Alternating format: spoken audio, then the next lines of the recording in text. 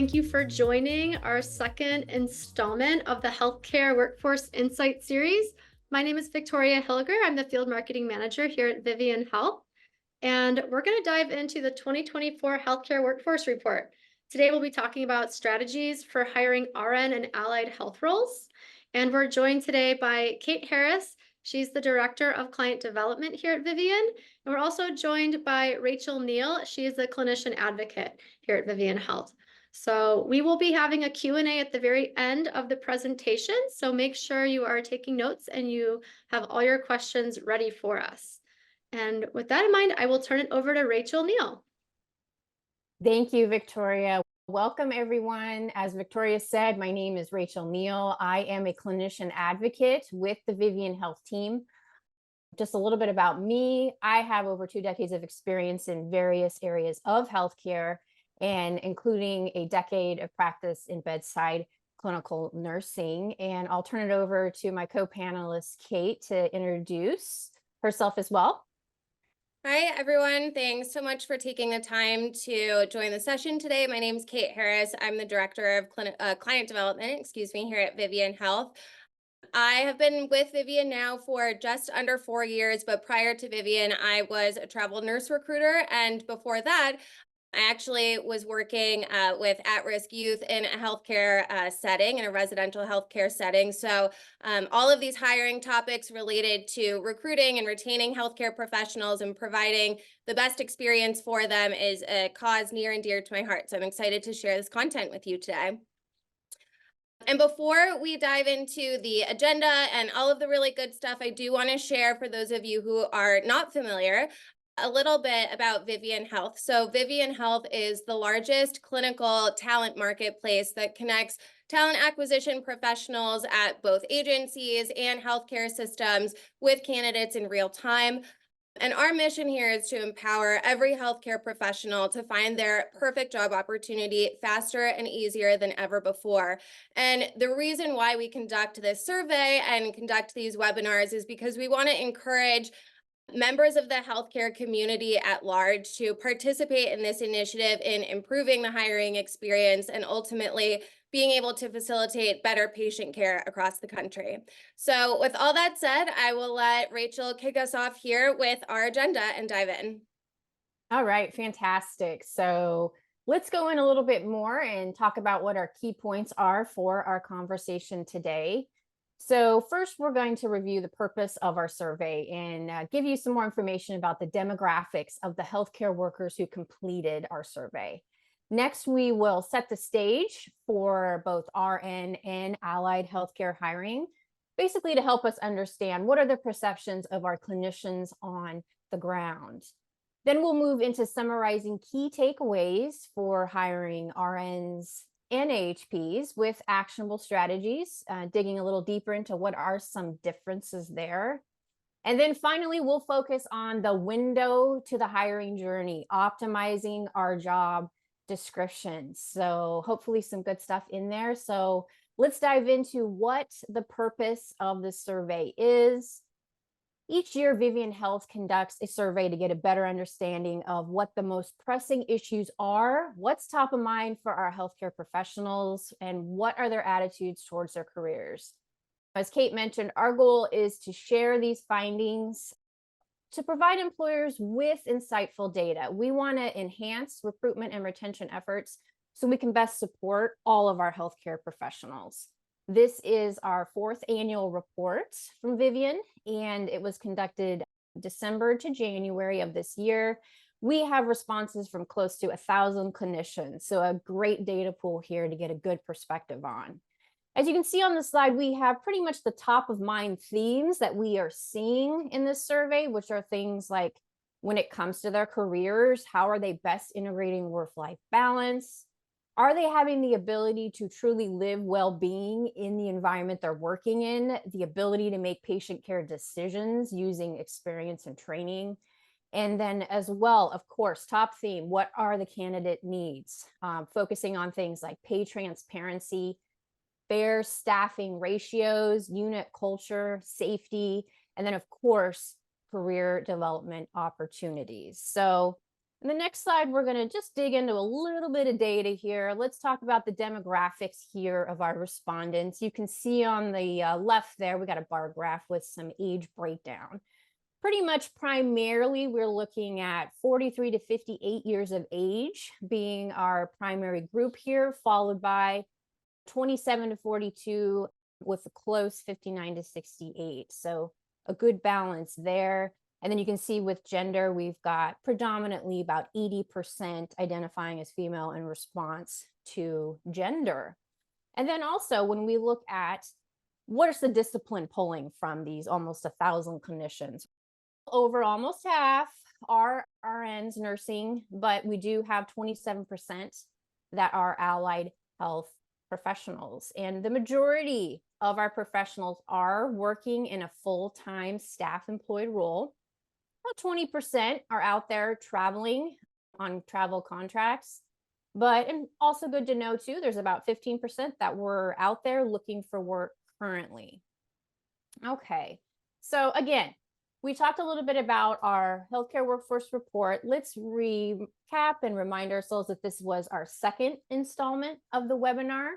Our first webinar focused on flexibility, burnout, and fair ratios. It was a great conversation. We had a talent acquisitional professional, Melissa Grabiner, that was able to provide some key insights. So if you missed it, we would encourage you to sign up and watch it. And there's a link there in the chat as well as the slide there. You can see hire.vivian.com is your gateway to get connected there.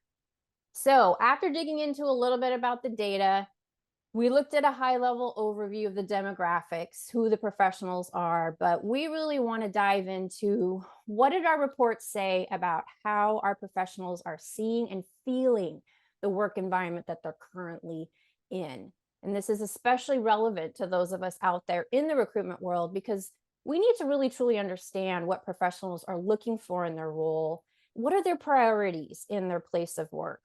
And we at Vivian really want you to understand and hear the voice of the healthcare worker and understand their perspective. So if you look at this slide and what the healthcare workforce report tells us about nurses and allied health in comparison, there's not a lot of difference when it comes to these four key factors. You look at the top line there and you can see in the green, that is our nurses' responses, and the pink is our allied health. So for that first line there, about 78% of, so almost 3/4 of nurses and almost 2/3 of allied health professionals want their states to have legislation governing state safe staffing patient ratios. And in that same vein, 70% of nurses and 59% of allied health would consider actually leaving a job if it was not safely staffed. So these two perspectives really tell us overall, healthcare clinicians are seeking employers that have solid strategies to ensure that they can care for their patients safely and effectively. So now speaking more specifically to the safety of the healthcare worker, over half of nurses and over 1/3 of allied health professionals have experienced workplace violence, as you can see there on that third point on the bar graph. Now, this is a sobering statistic, folks, when we think about each one of us getting up, going to work every day, whether we drive into our jobs or we run upstairs and power up our computers. We don't even have to think about or worry about that we're going to be violently attacked as part of our workday. So when you pull that perspective together about workplace safety and safe staffing and caring for patients, it's understandable that we would see over half of our nurses are burnt out or extremely burnt out, and 40% of our allied healthcare workers are in the same place with our rules. So just to give you a little bit of perspective of where they're feeling from our data. Now, given these concerns of safety in the workplace, including workplace violence, it's not surprising to see what the downstream mental health effects are on our healthcare workers. Now, our data is showing that 44% of our nurses have experienced clinical depression in the past 12 months. And 49% of allied health professionals have also experienced clinical depression. So when we take all that data from the previous slide and then hear this clinician voice as well regarding where their mental health is, we can understand how important it is to healthcare workers, things like safety in the workplace, staffing, workplace protections from violence, and then also understand how that translates into the level of burnout that our professionals are experiencing. That just gives you a little bit of idea of what the voice of the healthcare professional is when we're looking at it from a talent professional recruitment lens. That kind of sets the stage.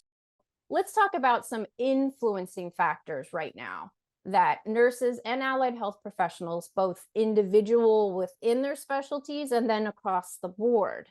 The next part of our conversation is really going to drive what the important factors are to consider for TA professionals to consider in every hiring process. So we're going to go into what are some trends that we're seeing across the board, job search behavior. What does that look like for nurses and allied health?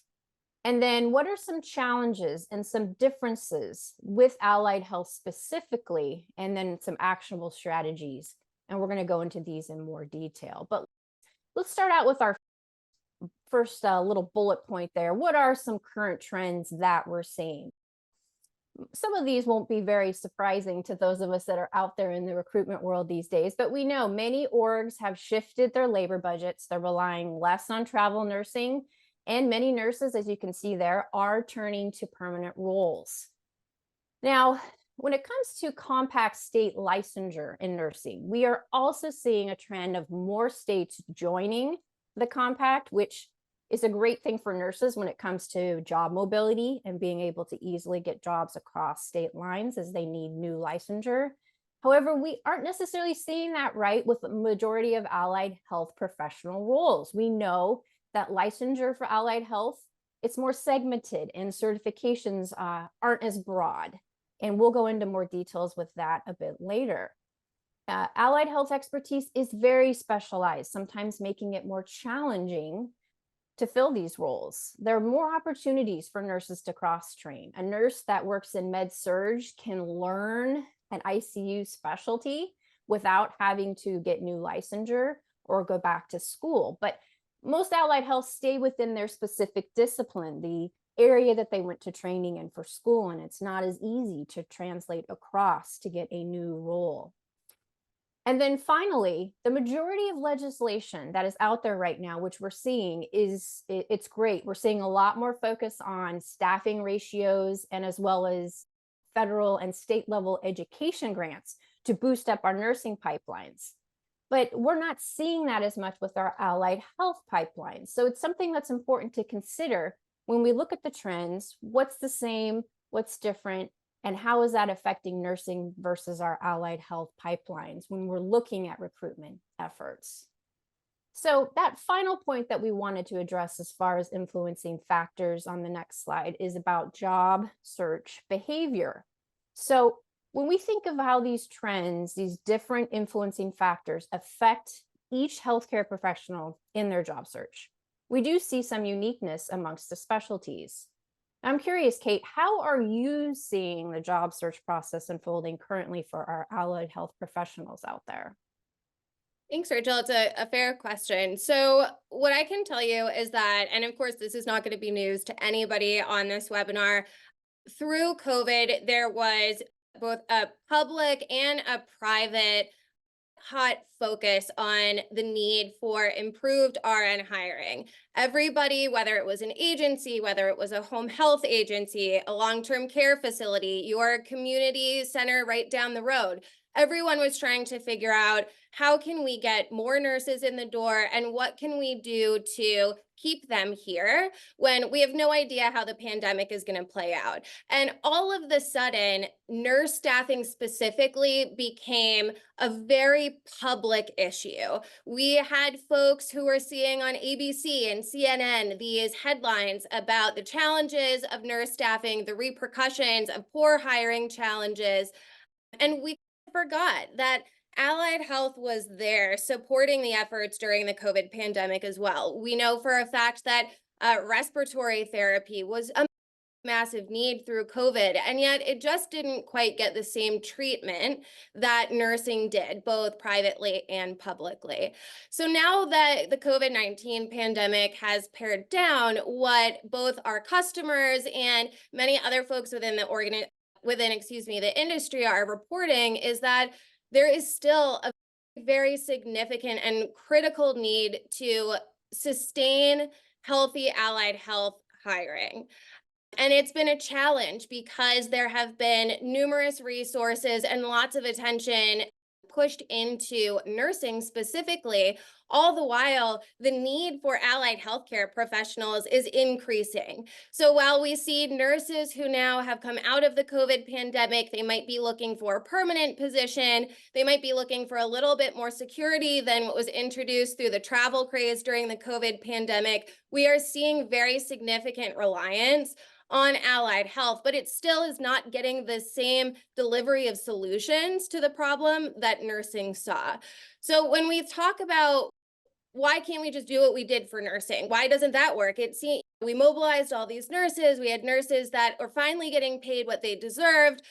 What's the difference here?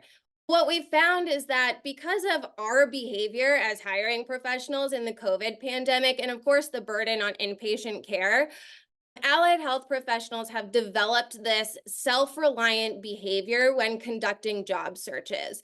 They knowingly don't have as many resources. They don't have educational resources available to them the same way that there is on nursing. If you take a look at many healthcare organizations' career websites, those talent websites are highly focused on here's why you should come be a nurse for our facility. But what about those allied healthcare folks? They have learned to dig for the necessary information that they need. And even when they find it, we're realizing that information is incomplete.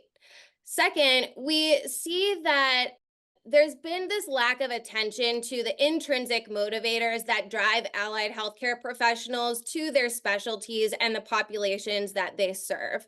What we know about allied health is that not only is there a real diversity in the types of settings that they can work in, but there's a massive array of patient populations that they can choose to work with, whether it's folks who are like my mother, just getting through hip replacement surgery and can't be trusted to walk into the shower on their own, or it could be a pediatric patient. It could be a patient who is the next NFL star and broke his ankle and needs a little bit of extra PT.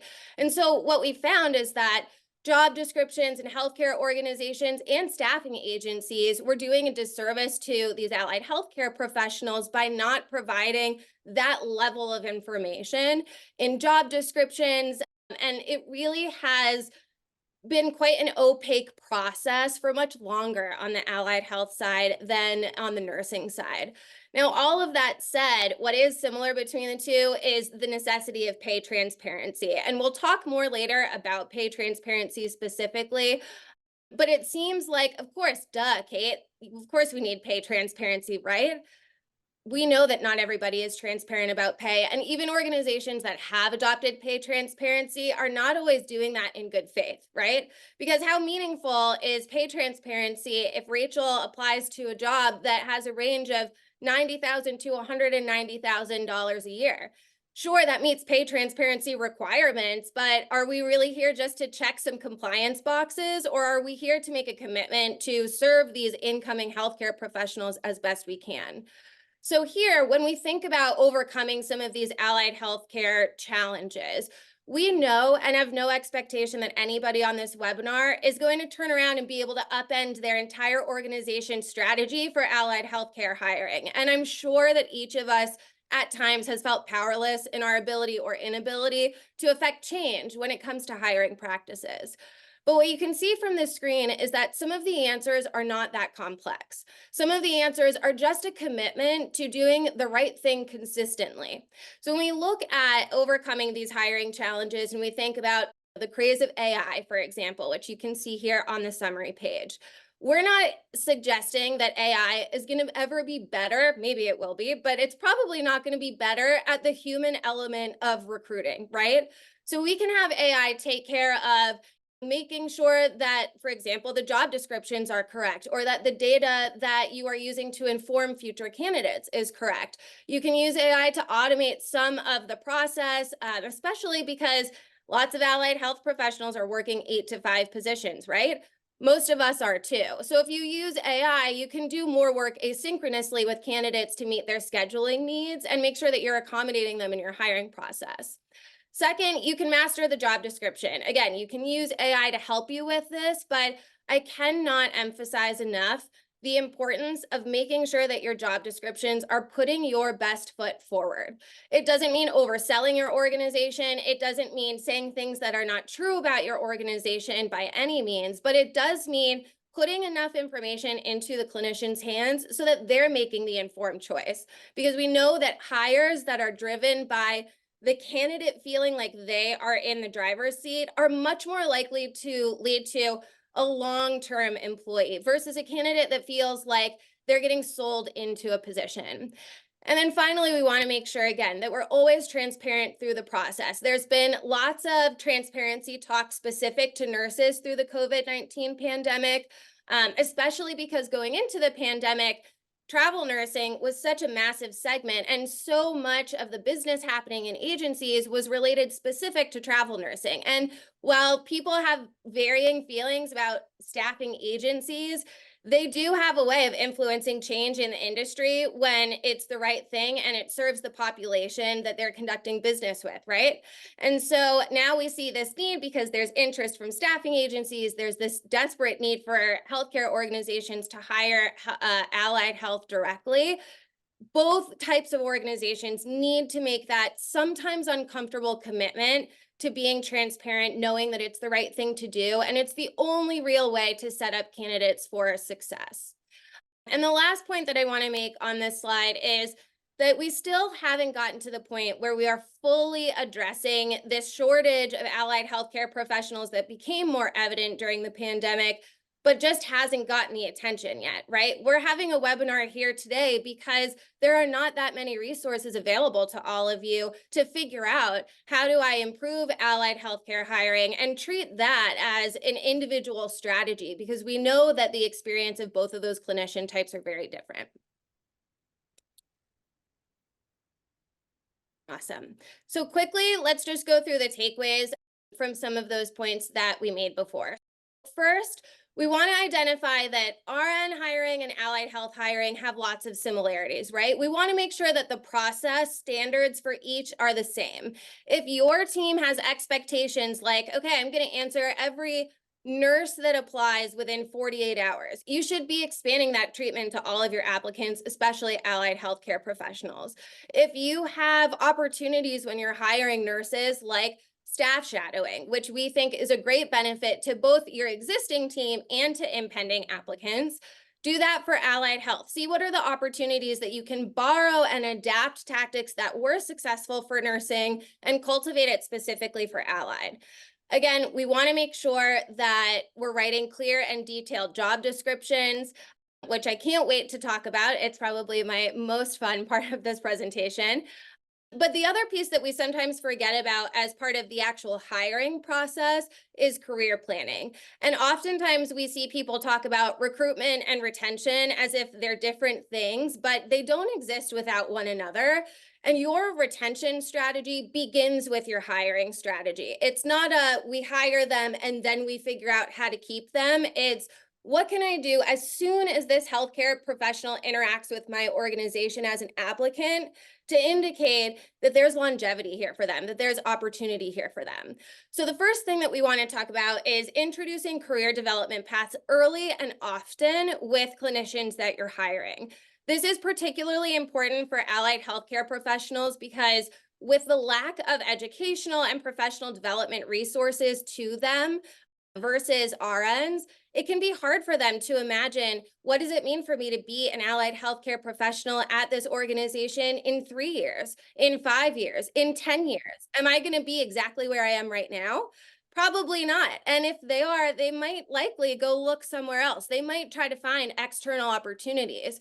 There is nothing wrong with telling candidates as they come in the door, hey, we have these 5 different paths that you can take, and we're going to allow you, as you become a part of this team, to tell us where you want to go. Because what's better for your organization? Having a clinician like Rachel come in, be happy for a year, not get any opportunities, and then leave, and leave the organization altogether? Or is it better for Rachel to identify that maybe she doesn't want to be bedside, however, she can support career development for clinicians internally? Are you, as an organization, supporting the fact that Rachel's invested in your brand? She's invested in herself, and she certainly is invested in the care that your organization is providing to patients. And are you enabling her to stay in the long term? Now, what's part of that is the development of clinical ladders specific to allied healthcare professionals, which can be really tricky. And it's important to take the time to figure out, specific to a respiratory therapist, to a physical therapist, to an SLP, to an OT, what are the next steps? What are the milestones that those folks can take in their careers that will show them and you, as their employer, that they are developing professionally and they are ready to seize the next opportunity that's available to them? The other important piece about developing clinical ladders is that once you have employees participating in those clinical ladders, and again, you want to develop them, but you also want to make sure that you are sticking to them. And when you do that, you're showing the other new employees that are coming in, hey, we stand by our word. When we're transparent and upfront about opportunities, we're going to stick to them as long as you meet our expectations, and as long as you commit to providing clinical excellence, we're going to support you in the way that you need. And then finally, we want to figure out, what are growth opportunities that truly consider a clinician's individual strengths and interests? So you might see a clinician as, okay, I have 50 patients that need to be seen today, and I've got these 5 clinicians available. I've checked that box, right? That's what the clinician is here for. But are you understanding what that clinician is doing in their day-to-day? Are you understanding that there are pieces of their job that they may be really good at and really enjoy? And are you cultivating those skills so that they blossom and continue to contribute those skills at a higher and higher level over time to your organization? And I say this a lot. I'm sure that my team internally is sick of hearing me say this. People will tell you what they want if you ask them. People will tell you what they desire if you give them the space and the level of comfort that's necessary for them to be vulnerable in that way. And we have to treat that with respect. We have to recognize that as talent acquisition professionals, we certainly have a job to do.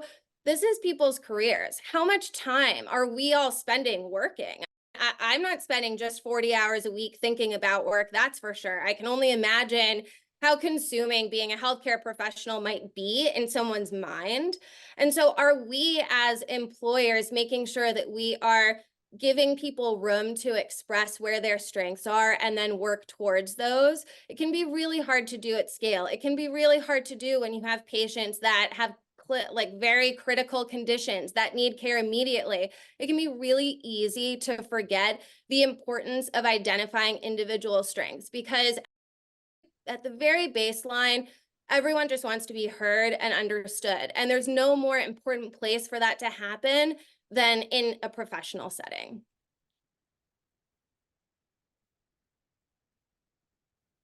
Awesome. So now the fun part, let's talk about optimizing job descriptions. And some of you might be wondering, why are we talking about all of these big and ambitious and aspirational ideas and then coming to you and saying, hey, we got to optimize job descriptions? But again, this is the first impression that your organization makes on a candidate. Not only that, but it's competitive out there, right? Especially for those of you who are coming from major metro areas where there are many employment opportunities available around you. It's really important to stand out from the crowd and to make sure that you are giving as much information in the language that the clinicians understand as possible.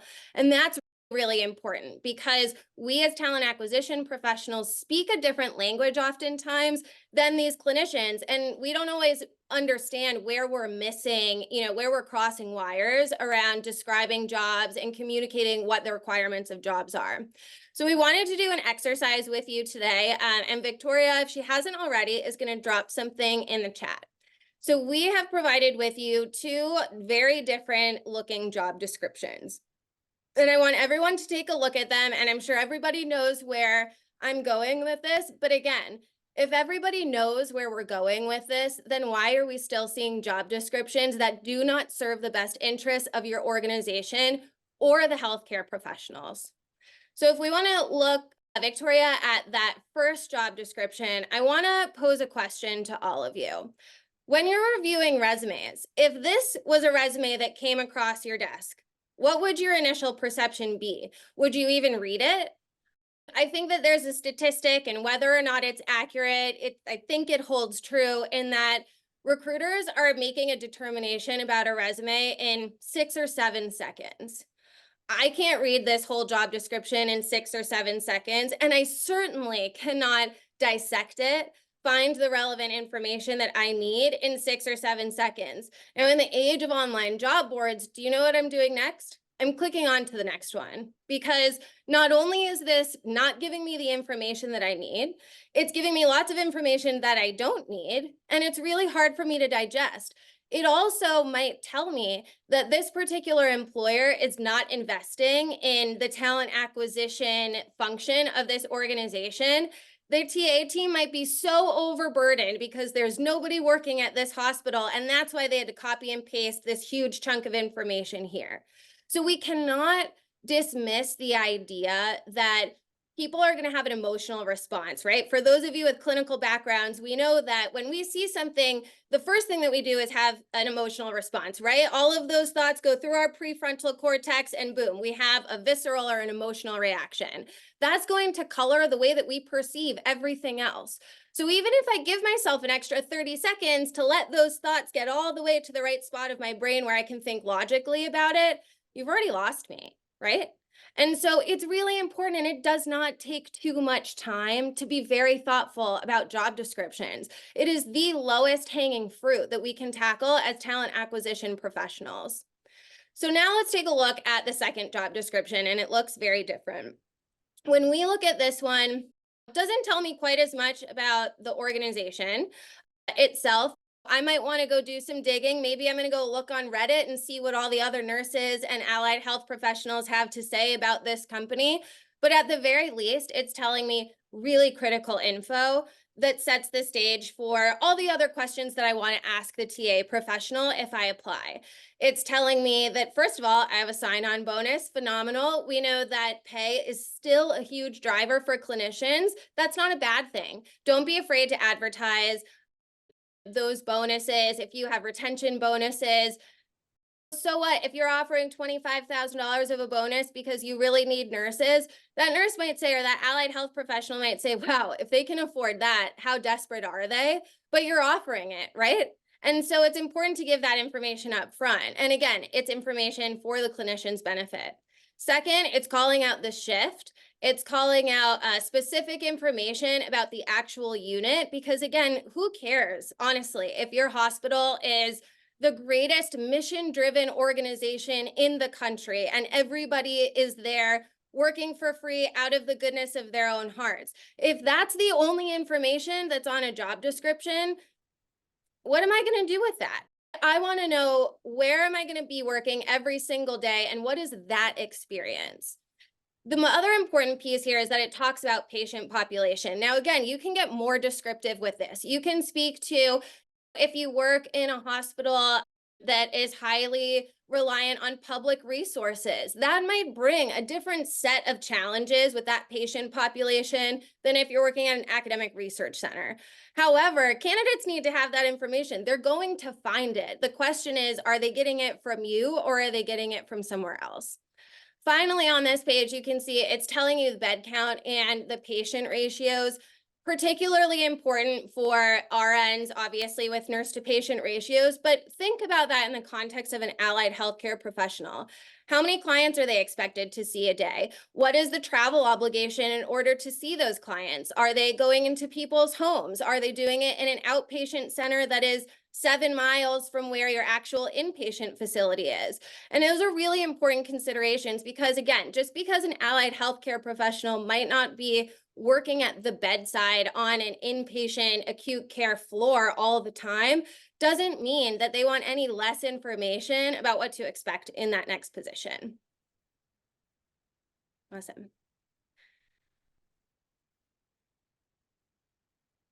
All right, so finally, we'll talk about, again, specific job description musts. I will not speak to this first part because Rachel is our in-house resident nursing expert and has applied to 1 or 2 nursing jobs in her day.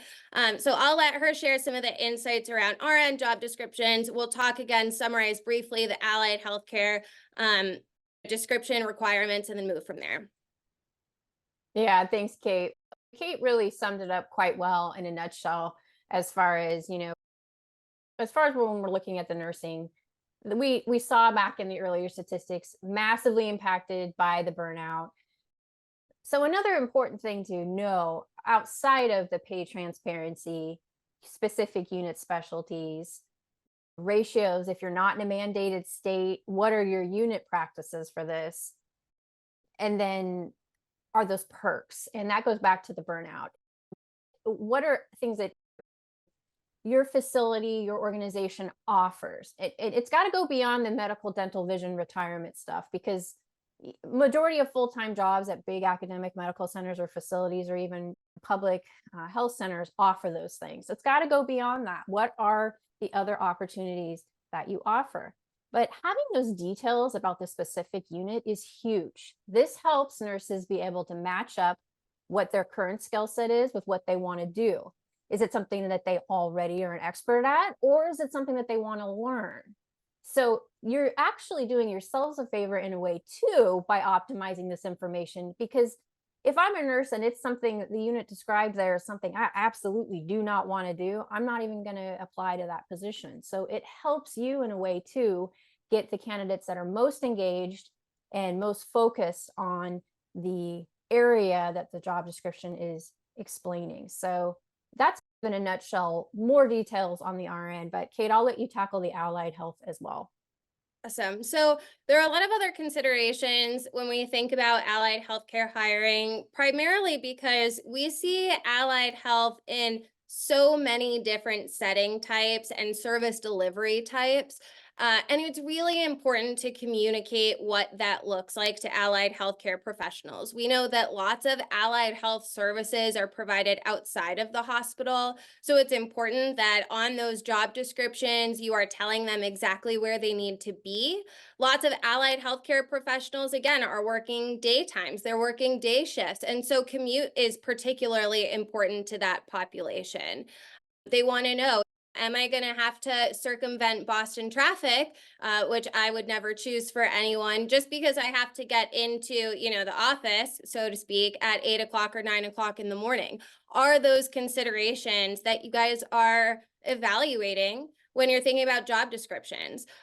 If the location is challenging, say you've tapped out your local market. For those of you who are in rural areas or metro areas who can't seem to figure out how to fix those potholes on the highway, wherever you are, it's really important that you understand how your clinicians are mobilizing themselves to get to work, right? Do I have clinicians that have to make an hour drive every morning? Am I able to provide a commuter stipend to individuals who have to travel a certain distance or who have to take public transportation? That's a great benefit that often gets overlooked, and clinicians often don't even know to take advantage of it when it's available. And then the other piece in allied health that we've talked about prior is the type of facility and patient population that they're going to be working with. And the reason why it's so important to emphasize those elements on job descriptions front and center, it's not just because clinicians want to decide, oh, I do or don't want to work with old people, or I do and don't want to work with young people. It's because they need the opportunity to figure out internally inside of themselves, what's my driver for this job? What's going to take me into this position and keep me there? It's likely a lot to do with coworkers. What's the culture at your organization? How much am I getting paid? But so much of it is about, am I treating a patient population that I am passionate about? Am I working with a patient population that helps me overcome the burnout that I experience as a clinician? Do I go in and see my patients every day and think, you know what? even though my company has a long ways to go in terms of retaining and recruiting really well, but looking at this patient in front of me, this is enough for right now. We cannot discount how significant that motivation serves for people who want to stick around, right? People are much more willing to be flexible with the challenges within your organization if they are passionate about everything else in their role. So again, I know it takes a little bit of extra time. I know that automation and AI can actually sometimes get in the way of really effective job descriptions because we're consolidating the effort and we're trying to automate everything and standardize everything. But it is really worthwhile evaluating all of your job descriptions, taking the time, taking a day out of your professional development planning or your strategic planning for the year, whatever time commitment your organization can empower you with. Use that time to evaluate what is the first impression that I'm making on clinicians. Is it a meaningful impression? Is it transparent? Is it accurate? Rachel talked a lot about workplace violence at the beginning of the presentation and the impact that has on clinician well-being and retention. Are you transparent about the policies that you have around workplace violence? It would be almost disrespectful for us to not acknowledge to these clinicians who have reported that they're experiencing workplace violence on a regular basis. If we know that, we have that information, how can we possibly not tell them what our policy is? Hey, Rachel, if you experience workplace violence, here are the steps that we take to both proactively protect you from those situations and reactively support you in that experience. We know that patients can be unpredictable. We know that patients' families can be unpredictable. I would be one of them, although no workplace violence here. But certainly when your loved ones are in the hospital, that's really emotional. It's not an excuse to treat people poorly. But we don't have any control over individuals. We don't have any control over the consumers of healthcare services. What we do have control over is how we respond to that, and then how we take those learnings and communicate those to future employees. Because again, so much of what candidates want is a level of security. They want to be able to feel like they can trust you as the employer. So while they may not love that you had 10 incidences of workplace violence last year, what they will love is to hear how you handled it and to hear how you're going to prevent that from happening again. So those are all things that we didn't 5 years ago think about at all when we consider optimizing job descriptions. And now the clinicians are here telling us that it is essential to them. Awesome. So that wraps up some of the tactics that we wanted to give to you to take away immediately. I know all of you are probably hungry for lunch, but don't hesitate to take 15 minutes to look at your job descriptions today while you're eating at your desk. It certainly wouldn't hurt. But of course, the other alternative that you have, you can always reach out to Vivian Health, again, at that hire.vivian.com webpage. And we are willing to have our internal panel of talent acquisition and clinical experts evaluate your job descriptions, make some recommendations for improvement, because our goal, whether you're one of our customers or not, is to move the healthcare industry forward. And we recognize that hiring and retention are so important. They are such significant factors. They're not the glamorous factors. They certainly are expensive factors to many organizations, but they're really critical to the experience of our healthcare workers and the confidence that our healthcare workers have in the public at large, that we're going to support them, that we are going to work to change behaviors to make their situations better and more sustainable. So if anybody's interested, of course, please reach out to us. We are more than happy to, again, evaluate those job descriptions, offer some pointers, make some edits for you. And all of that, again, is part of our mission to empower every healthcare professional to find their next perfect opportunity. Thank you. Thank you, Kate. And thank you so much, Rachel. That was so great. So many powerful insights shared today. I just want to get a little bit more insight into the Q&A. We've had repeat questions just asking us to send out the webinar slide deck. I just wanted to let everyone know that if you're on, we will be emailing a version of the on-demand webinar so you can watch it at your leisure and share it with your colleagues. So let me just check back to see if there are any other questions. Now is the time to ask. It doesn't look like we have any more questions. So being that we're at 45 minutes, I think we can wrap for the day. Thank you so much for joining. So thanks, everybody. Thank you all.